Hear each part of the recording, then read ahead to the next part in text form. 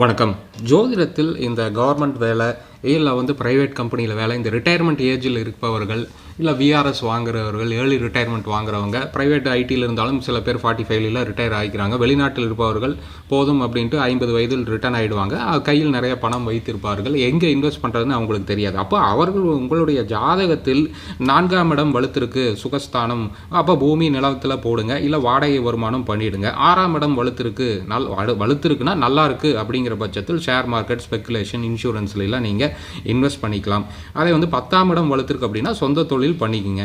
இது 2ஆம் இடம் வலுத்திருக்கு அப்படின்னா பேங்க் எஃப்டி, இல்லை ஏதோ ஒரு ஃபைனான்ஸு, வட்டி தொழில் அந்த மாதிரி பண்ணிக்கலாம். 7ஆம் இடம் வலுத்திருக்கு அப்படின்னா மனைவியிடம் கொடுப்பது, அல்லது திருமணம் இல்லை அப்படிங்கும்போது ஜாயிண்ட் கூட்டு தொழிலில் நீங்கள் ஸ்லீப்பிங் பார்ட்னராக இல்லை ஏதோ ஒரு ஒர்க்கிங் பார்ட்னராக கூட சேர்ந்துக்கலாம். 5ஆம் இடம் வலுத்திருக்குன்னா குழந்தைகளிடம் நீங்கள் அவங்களுக்கு இன்வெஸ்ட்மெண்ட்டாக கொடுத்துடலாம், அவங்க பார்த்துக்குவாங்க. ஸோ நம்ம சேனல் சப்ஸ்கிரைப் பண்ணி பாருங்கள். நன்றி.